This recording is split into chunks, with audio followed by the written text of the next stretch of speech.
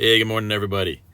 I wanted to go over the four pieces of gear that really saved my ass on a 5 day motorcycle camping trip I took in late September to Ticonderoga, New York. We hit rain, cold temperatures down to near freezing, camping with no electricity for 4 of those 5 days, and some of my gear really stepped up and saved the trip. So let's go over them.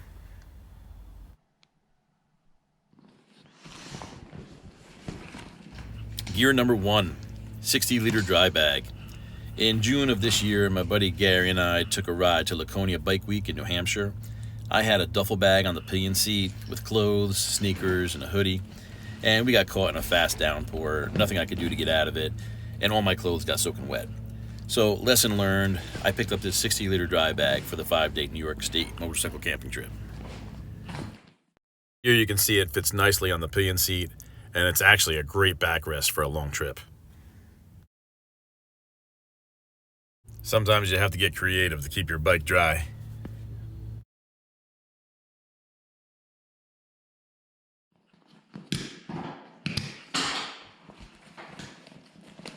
$60 is a great size. It's big enough for all your clothing, sneakers. I even have my bulky leather jacket in here as an example.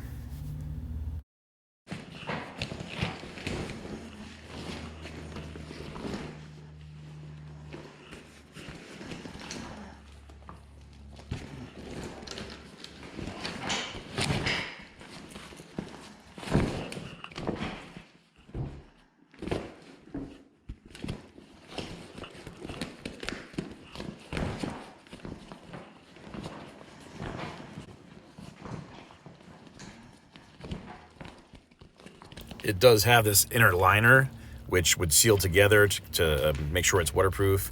But I found it was difficult to seal together, and I just wound up folding it over one time, strapping it up, and I had no issues with water at all.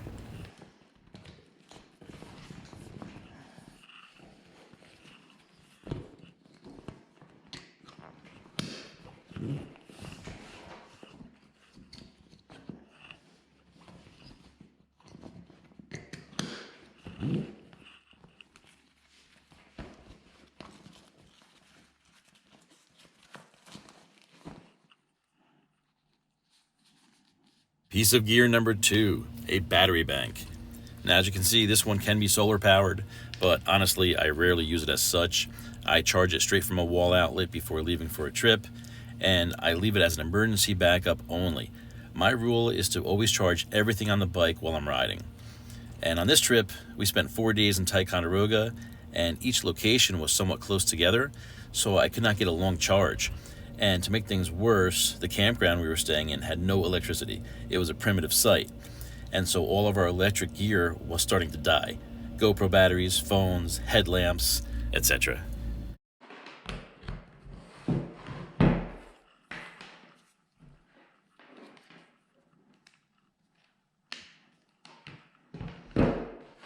So I don't have any footage from the trip of using this battery bank because everything was dead. I couldn't I couldn't film. But this battery bank, this is what I was doing. I was charging my smartphone. Then I would plug in this battery charger that I would put. It would hold 3 GoPro batteries, so I could charge 3 batteries at a shot with this, plus my smartphone.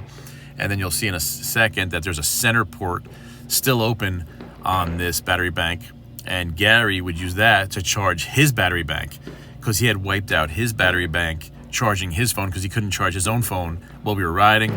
And so he kept on charging his phone with his battery bank. And so this battery bank really saved our ass.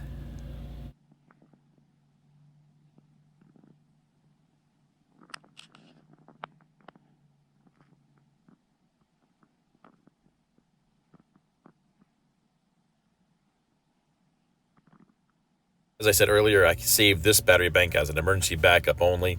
We both carry a small spot lantern, which you see Gary's here is orange on the table, which they go inside the tent, but they're also battery banks. So they hold a charge, and you see Gary is charging his phone right here, which he would eventually burn out his battery bank because we were charging every night because we had no electricity in this campground. Gear number 3. As I said earlier, we hit 4 days of really cold weather in Ticonderoga, New York, 37 being our coldest night. And being motorcycle campers, we're outfitted with 3-season gear. We're not out in extreme temperatures, but can hit freezing temperatures late into the season, especially if we're up north. This is the Nemo Disco 15-degree bag, and you can see the 3 temperature ratings here: 25 comfort, 14 limit, and minus 21 extreme. Well, I felt cold at 37, but I also did not have a complete sleep system, which I'm going to talk about. A sleep system really encompasses 3 items: a good sleeping bag, a good sleeping pad, and proper clothing. I had all but the proper clothing. I had on what would have been considered cotton sweatpants and a cotton hoodie. And I should have had a good base layer like a smart wool base, and an overlayer like my down Patagonia jacket, and of course like a wool hat.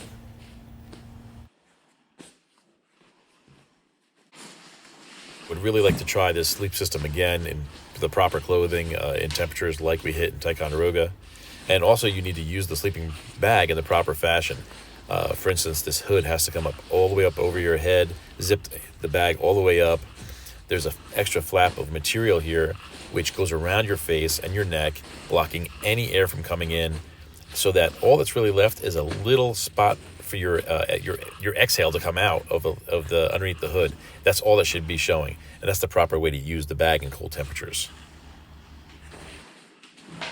As I said, a good sleep system will encompass a good sleeping bag and a good sleeping pad, and that is gear number 4, my sleeping pad.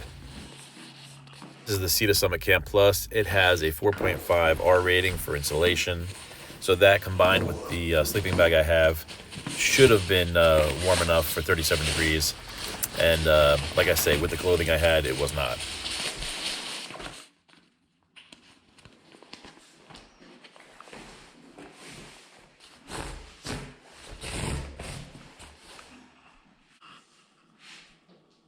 To share a little trick Gary and I used on that 37-degree night, we stopped off at a store and we picked up a package of hand warmers, hunting hand warmers, and threw those into the sleeping bags, and that made a big difference.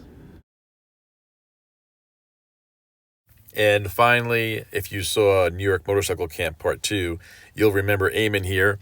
He came in on our I believe our second day of camping, and he had this electric generator and this electric blanket that he has wrapped around him, and it's got me thinking. I said, well, this is way too big for a motorcycle camper, but I did go on Amazon and I found a much smaller one.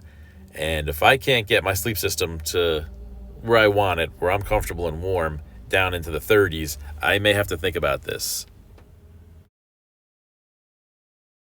Here's the generator I found on Amazon. It's 7 pounds, $300, I believe it was, and it's 300 watts, so it's got plenty of power to run an electric blanket. I believe for 12 hours, so that could be like 2 nights. So this is something I'm thinking about.